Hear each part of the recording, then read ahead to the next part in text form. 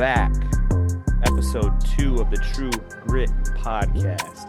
It is yours truly, Caleb Annual, here with my boys Adrian Labra and Clay Bowley. How you doing, fellas?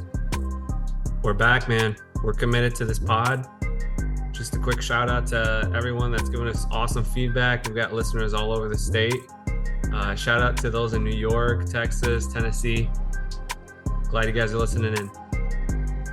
Yeah, thanks for all the listens last week and those who've reached out with questions and also feedback. So how we can make this better and get more and more people hype about this. So we appreciate everyone's feedback.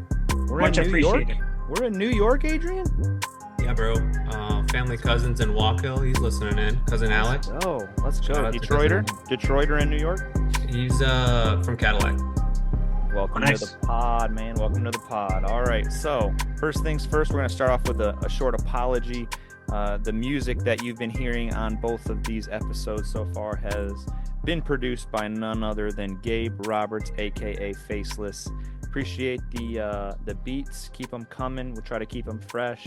Or if we find one that we like, we will lock that down for all intros and outros. What do you guys think? Sound good? Yeah, thanks, man. Awesome beats. Awesome. All right, so here we go. Episode 2.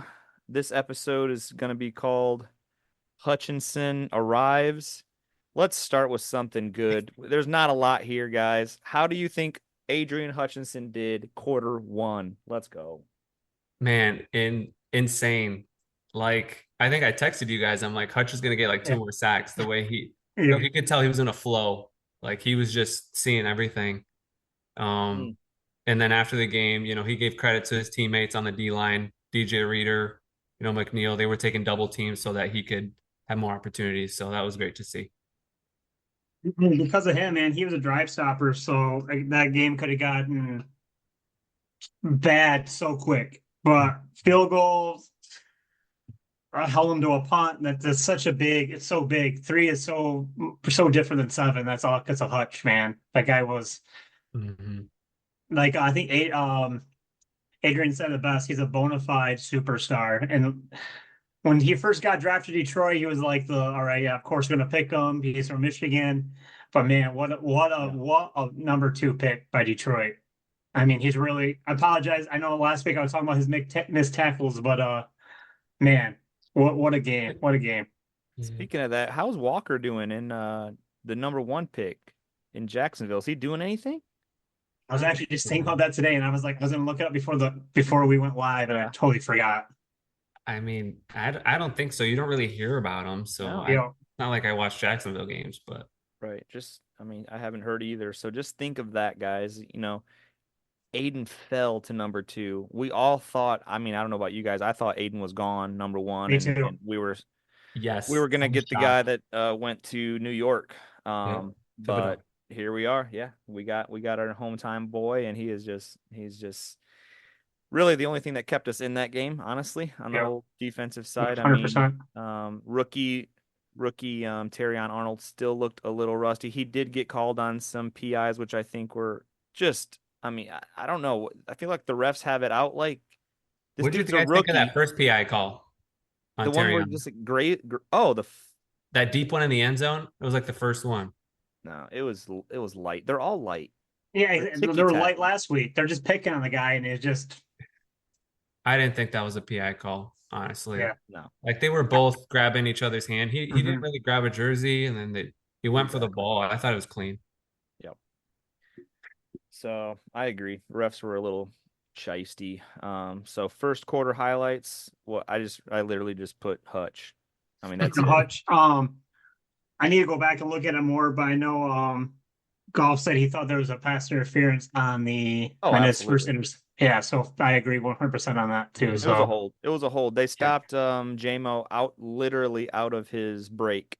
That is caught 99.9% of the time. Those referees are looking at those breaks to see if anybody touches or slows you down. The dude literally put 2 hands around JMO. JMO gets out of it, and the ball is 10 yards in front of him into the D-back's arms. Absolutely egregious. I'll say it because golf can't, because golf will get fined. But Patty Yeah, Mahomes is getting exactly. that call, man. He's getting that call. Yeah. Absolutely.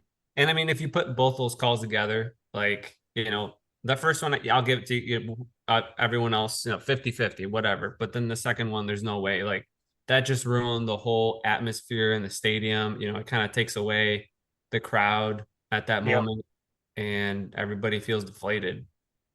So it was a rough start from Was that it point. Yep. just me, or did when Goff threw that second pick, I knew it when it left his hand? Oh yeah, it was the ball was this. There's good and bad times. So that ball was in the air for forever, and we knew Yeah. where it was going to land. I was like, that's. Goff, Yeah, for sure. if Stafford throws off his back foot, I don't fear it. When Rodgers throws off his back foot, I don't fear it. When Jared Goff throws off his back foot, I'm looking for a pick. And Yeah. he didn't necessarily throw off his back, but he was flat-footed and he did not have his weight where it should have been on the left foot with a clean pocket. It was dirty. He got hit and it just fluttered up in the air and was just once again egregious. Just take the sack, kick the field goal, and live to play another day. There or just sort of the sideline, man. We have not tested, which I know that's later in the game, but we haven't tested Bates's leg yet. So that would have been a perfect opportunity, man. And Yeah. it went down the toilet. Yeah. Speaking I of, mean, go ahead, Adrian. yeah, speaking of, I mean, Bates, dude, he's 100% so far through two Yep. games. He's looking good. I mean, through the preseason, he had me really nervous. Yep. I mean, when he steps up to kick, I'm still a little nervous, but Same. he's gaining our trust and he's looking good. Yep. Form looks good. I think those 30-yarders are tougher for him. Like he's got the leg, but he's hitting the gimmies, which he should. Or I mean, it's gimmies now because Mhm. kickers nowadays, man. Watching these other games, these guys are hitting 55 plus like it's nothing. It's insane. Yeah. Yeah. And I Like think that Texans kicker last night. Good grief. yeah, he hit what did he hit? Three or five beyond was it two beyond 55? Something like Yeah, that. it was like a 55 and a 59 and a Yep. 51 and a good And grief. I got him on fantasy. I was like, man, somebody's got him out there. That's happy. He got me 20, like 20 points. that's like 20 points, man. Wow, good stuff. All right, so we need to see.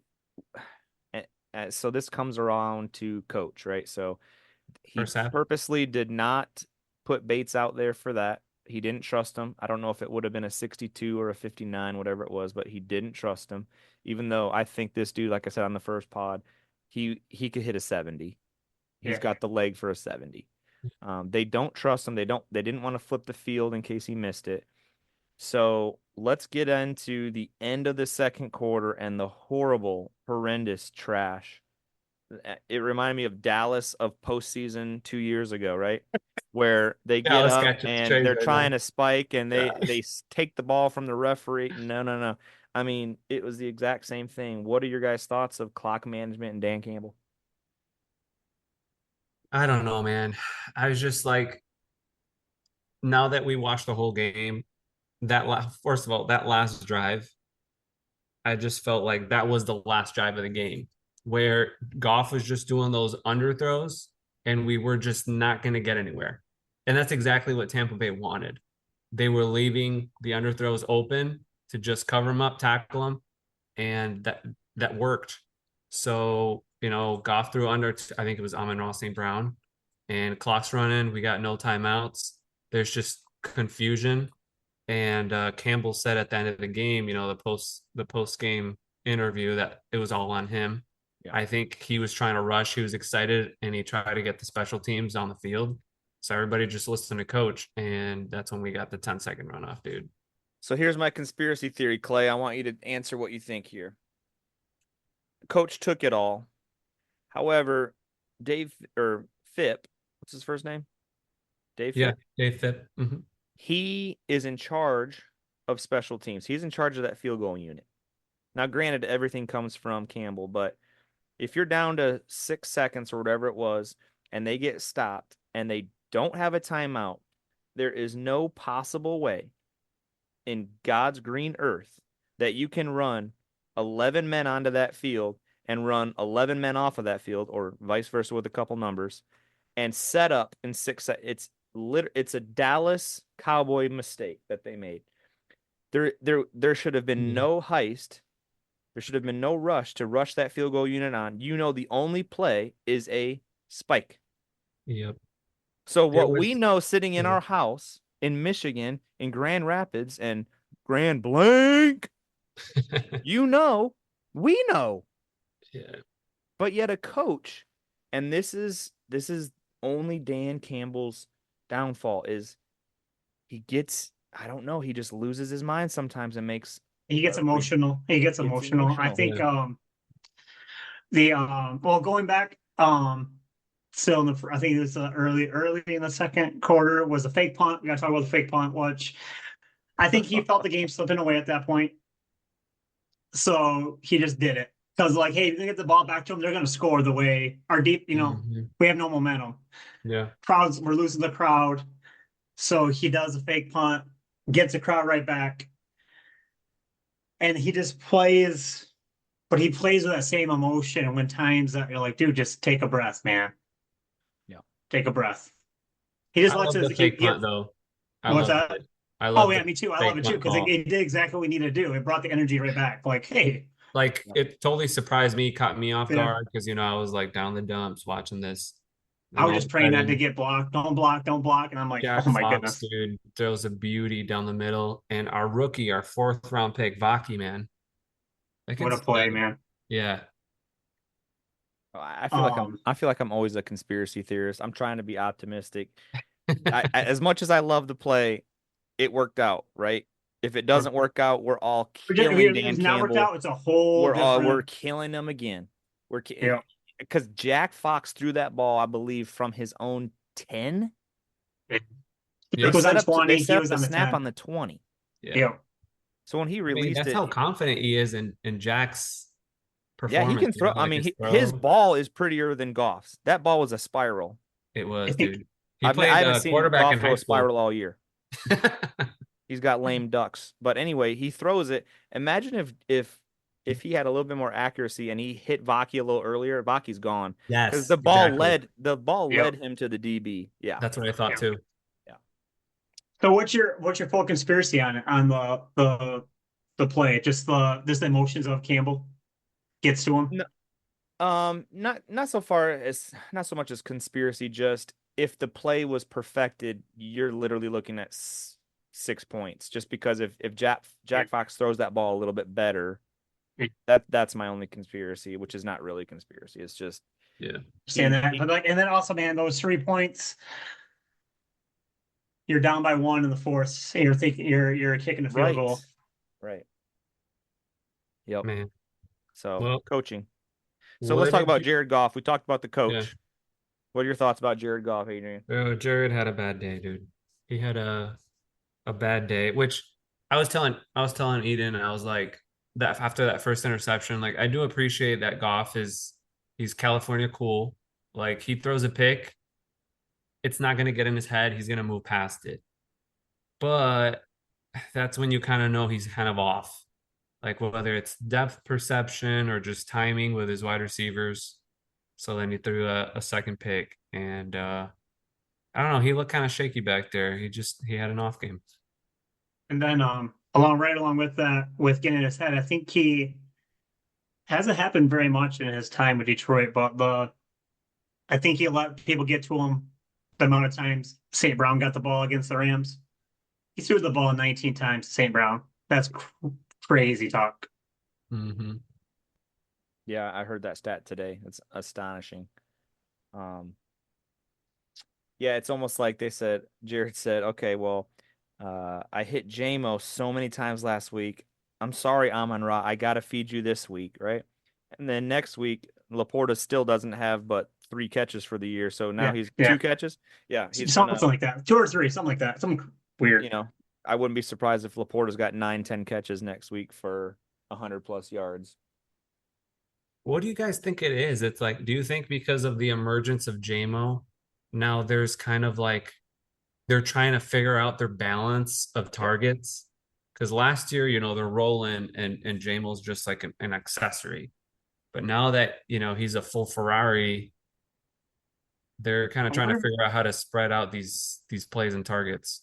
That or one of just the money. Like, dude, just because the guy just got paid doesn't mean he needs the ball 20 times a game. Yeah. Like maybe Oh, that's I thought the same thing, but with that Raymond, man, Raymond, he caught some nice balls yesterday, man. I Mm-hmm. mean, I like a lot of we were a lot of losing Reynolds was big. Yeah. Raymond does not have the body of Reynolds, but dude, Yeah. he caught some big catches yesterday. Bro, Tim Patrick was in there. Y'all see that? yep. Yeah, Got like 2, 3 balls. Grabbed a yep. couple. One more would have been nice Yeah. on that Yeah. sideline. Yeah. I know, man. In my opinion, Adrian, I think that's right, but I also think I'll add another to it. I think the defenses are catching up to Ben Johnson a little bit.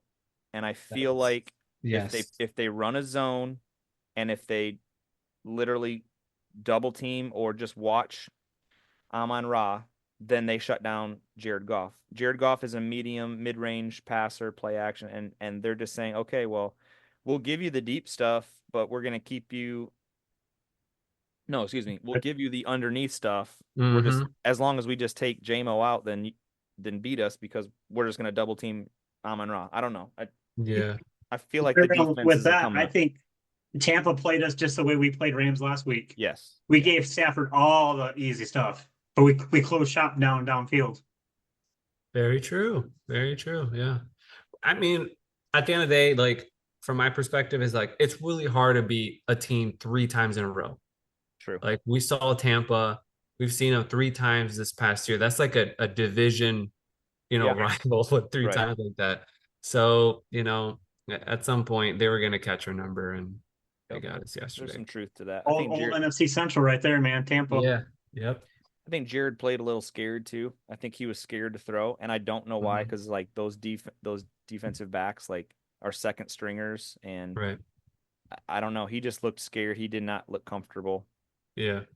but I think that played into it. Yo. So what do you think of the play calling, man? What do you think of Ben Johnson? Um, I think there were some plays that were just, for instance, that Gibbs play at the end of the towards the end of the game, beautiful. Even the announcers were like, "Oh, what kind of formation is this?" And I was confused about what was going on. But what a beautiful play call. But then the exact opposite as well. There's some calls that are just like, "What are you doing?" But I mean, I'm not trashing the man, but just Yeah. they're just you have that going right what me and Kale pre talked about was you run that play with Gibbs and you stopped running. I think Jared threw three straight passes after that. I'm like, Oh, why? Why? The overtime, man. What we did last week, just run the Right. ball down their throat, man. You have Monty, like just run it with them. Here's what I wrote down about our offensive coordinator. This was his game plan. I wrote it down here. Pass, pass, pass, pass, pass, pass, pass, pat, run, pass, pass. So and then just multiply that throughout the whole game. It was It's times what 55, right, Caleb? We of got 55 passes. 55 passes by yeah, Jared dude. Goff Oh, dude, I was compared to I yelling on believe TV. It's like 30 37 runs or 32. Yeah, it was not balanced. I didn't understand that when Jared's just not having a good game and your play calling calls for more passing. He was empty on the, outside on the Yes. gun for Yes. so many plays. So many. And I was like, what are we doing? Like Vita Vea goes out with a knee injury beginning of the third quarter. Like that's just like the gates are open now, dude. Run it down the throat. And we're just throwing these little screen passes to the outside and they're just, linebackers were just stopping it. It was frustrating the way he called this game. It was almost like a Jim Schwartz type game yesterday. Mm-hmm. Just early, like Yeah. Lions, classic Stafford, Calvin. You know who the ball is going to. Mm-hmm. Good Like point. you know what's gonna happen. He's stepping back. You know who he's looking for. I love Schwartz. Me too. But I'll always love Schwartz, especially after the handshake gate. oh yeah, man, the handshake gate, man. We were just talking about that You last week. never slap me on my back like that, Jim Harbaugh. Right, right. All right, guys. So listen, we have a new portion of the podcast, the True Grit Pod, coming at you right now. We got a question from our listener. The first question coming in this year is from Instagram handle Zach_Griffer. You know who you are. The question is, so far into the season, what is the Lions' biggest weakness and how would you address it? Ourselves. Bro, I can't believe I'm saying this. It's the offense. It's insane. Oh, Who would have thought we'd be saying this after week 2? But I mean, the defense looks. I'm so proud of that defense, man. They've come such a long way. They That's look what I felt great. bad for yesterday with the defense, man. They kept us in that game. Yep, they did. But so we all agreeing with that? specifically the wide receivers and Okay. the offense. Like Yeah. they just I just feel weary about how they're meshing right now with Jared Goff. Mhm. That I feel like that's our weakness. Like if Amon-Ra St. Brown goes down, which I mean he did at the end of the game, but he's gonna be fine. I think he'll play this weekend. Yeah, it looks like it was. I think it was what I thought it was. You always think the worst because so many injuries yesterday. I think Jefferson went out. Cup went out. Mm-hmm. So you're waiting for our shoe to fall, but looked like it was just a major cramp, man. Well, when you get 20 balls thrown at you, Oh, didn't he roll up on his ankle? They zoomed in on his yeah, ankle when he went down. yeah, And he that was last holding one too. maybe it's a minor tweak or something on the ankle, but Well, that's thing too. That was that play because that ball should not been thrown at him, and he wastes that gifted timeout. oh, Mm-hmm. Mm-hmm. yeah. Yeah. What a Bad. but yeah, I agree with this is the offense. We're just shooting ourselves in the foot. Yep. You know, Zach, that's a great question. Before yesterday's game, none of us would have said the offense and wide receivers. I don't think. I mean, what did we put up against the Rams last week? 30, 29? It was like No. 23-20, was it? Was it that low? It was low. Like even last week, we are like, Yeah, yeah. it's rusty. But you know, 620. 26-20. But when you see Jared connect with JMO last week, it was just like, all right, yeah, our offense is gonna cook. You know, they can't even stop us. And they stopped Amon-Ra and they stopped Laporta. So I felt good last week. This week, I agree with you fellas. And my weak link is Jared Goff. It's not JMO. It's not Amon-Ra. It's not even Laporta. I still think the defenses is doing something to shut down Laporta. I think it's Jared Goff. I'm scared that it's Jared Goff. Yeah. Which is mind blowing because the man threw for 307 yards. Yeah. But 2 picks and the red zone, man. They were in the red zone 7 times and they came away with some field goals. That is, I mean, what's 7 times 7? What's 7 times 7, fellas? 49. Let's do some math. 49 points.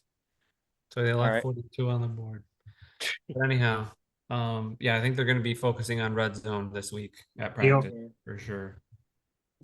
All right, boys. Do you want to break down the last drive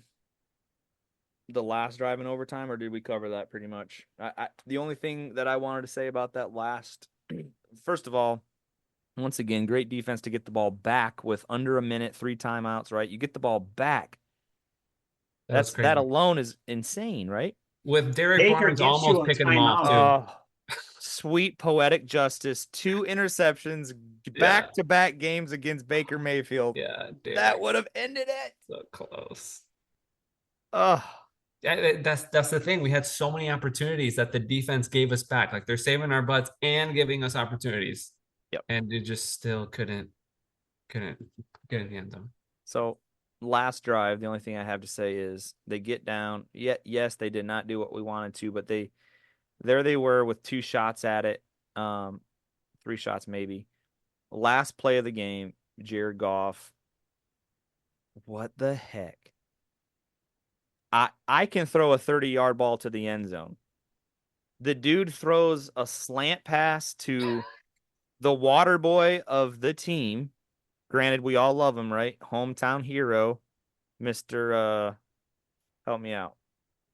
Little white guy. What's his name? Oh, yeah, Tom Kennedy. CK85. CK85. And he throws a slant. I mean, give your guys a chance. Yep. Give that new wide receiver that you just picked up from Denver, who's 6'4", 6'5". Give him a chance. Give him a jump ball. What?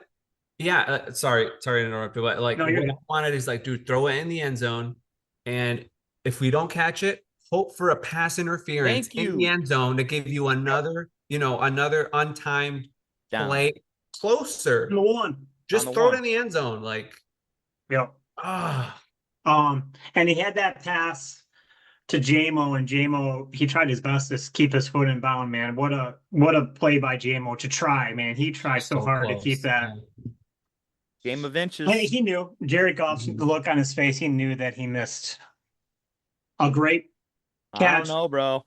I think he looked at JMO like Amon Ra would have got his foot down, Chief. Yeah, probably. He did not look happy after that. All right. We're coming to the end of our pod. We got 2 questions. This is going to be a normal on every pod. It is the who gets the game ball and who fumbled the game ball. Does that sound good, fellas? You want to do something like that? Yeah, Mhm. All right. Let's start with Clay. Who gets the game ball in your opinion? Hutch, man. Hutch, man. He kept us in the game. The way he just moved off the line. He was shocked by how Tampa covered him. Like, you guys aren't changing anything. Okay, like Yeah. hands down, what a he single-handedly kept us in that game. Adrian? Well, not to go Hutch because he's obvious, but another guy I give a game ball to is DJ Reader. He was taking those double teams, man. And I think that he gave the opportunity, like people were focused on him, that he gave the opportunity so that Hutch could be a little more free. It's interesting. I didn't see his box score. Maybe you can shoot me that later. I Yeah. didn't know I saw him out there. I saw him taking switches with Levi. Yeah. But yeah, if that is the case, if he's eating up double teams to where Hutch can do that every week, boys, we're into something. Yep. And If we shout can out get to Davenport back, man, it's gonna look nice. yeah, and shout out to the front office, man. I'm a jersey guy. Those jerseys are fire, man. They do Little look little good. little new era with Barry, dude. Those jerseys are they're nice. They're hot. Just let's win them. Yeah, you know what? As much as I want to try to do somebody outside the box, I'm just gonna agree with Clay. I think I mean, I've never seen in my Lions career somebody get 4.5, and I'm gonna give him 5 because I don't think Levi did anything. I think he was going down. So I'm gonna give that This guy is, I mean, 5 sacks on the day, and which takes him to 6 for the year. It's probably gonna be like 5.5, but How many do you he, think he'll he get like the whole season this year? oh, he's on pace for 15 plus at this point. yeah, for sure. I mean, he's well ahead of 15 plus.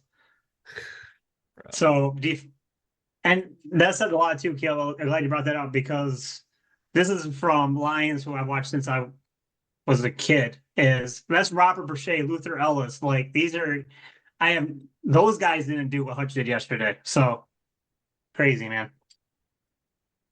Well, you said on pace. I said 15. You said that's way off. So in your thinking, how many games we have left? We have 15 games. Mm-hmm. So he's on, in Clay's opinion, Hutch is on pace to hit 75 sacks for the year. So Let's go. Give me a sack a game, bro. Give me a Hey, sack a man. you game. think he's gonna get 5 sacks a game? I'm trying to be like, all right, he can get 10 more. Clay thinks he can get 75 sacks for the year, Man, he's everybody. gonna like run away with it, man. Give Oh him my that God. SP. If that happens, he could just retire right now and be the greatest defensive end of all time. All right, I who just want fumbled? momentum. Just Who fumbled? Adrian, start with you. Jared Goff. Mm. Jared Goff fumbled. He didn't make the best decision there on, but it's like they say, like the team that makes the most mistakes often loses. And we had 2 turnovers because of those 2 interceptions to that one that we got from Brian Branch. But that last interception to, I don't know who that was to, I feel like that just kind of took some hope away from the game that it wasn't going to end well. So I think he fumbled it. Okay. Play. um, like if MCDC is gonna fall on the sword, I'll I'll go with him. I think he fumbled the bag on whoever. Maybe he's covering for the special team coach. I think we talked about the special team coach earlier. Maybe he's falling the sword for that guy. So I'm thinking somewhere between him and the special team coach. I like Because it. that's 3 points, man. You're kicking a field goal in the fourth. Right. True. So I like this Who Fumbled segment because we're all going to have somebody different, and I appreciate all of those. I agree with all of those. I'm just going to throw another one into the hat. Offensive coordinator Ben Johnson. I know that the head of the snake is Dan Campbell, but when you just won a game last week by running the ball down the throat of a defensive team, and the next week you come out saying, well, let's throw 90% of the time, 80% of the time, whatever it is. I don't understand that. I think sometimes Ben Johnson gets in the way of himself. I think he overthinks it. Yes. He complicates it. He's thinking 3 steps ahead when he should be thinking 2 steps ahead. And that oftentimes messes up the team. Especially Adrian brought out, Vita Vea went out. Who's the other guy, their other starter that's out? Clancy. With those 2 guys out, and our offensive line being the best line in the NFL, supposedly, we cannot run Monty at will. For Dan Campbell not to go to offensive coordinator Ben Johnson and say, we need to start running more after that first half. He fumbled. So that's my pick. We got Ben Johnson, we got Dan Campbell, and we have Jared Goff all fumbling the ball, and I agree with all of them. Yep, all right, boys. Final thoughts. Final thought for me is I'm glad hopefully we're learning a lesson very early in the season so that we have a stronger rest of the season. I'm not panicking. Like, all the great teams. I mean, Kansas City started rough last year. They won the Super Bowl. So I still totally bought into this team. They just made some mistakes where they shot themselves in the foot. They'll bounce back. Okay. Same. It got away. When you look at these stats and at the end of the season, you're going to say, we're going to look at it and be like, we lost that game. I got away from us, but like you said, it's the NFL, not panicking. A loss will get you regroup faster than escaping. So I think it's going to really bring the team together and be like, all right, guys, let's get back to line football. Amen, brother. Well, my final thought is we got 6 days before we're in Arizona playing a hot team that just whooped up on the team that we just beat in week 1 barely. So we got Kyler Murray. Feel better about beating the Rams last week because they look bad. I mean, guys, think about how easy the NFL is in a game of inches. We are staring down the barrel of 0-2. Baltimore could be by an inch, could be staring down the barrel of 2-0, but they're 0-2. I mean, this is a game of inches. It's a game of inches, guys.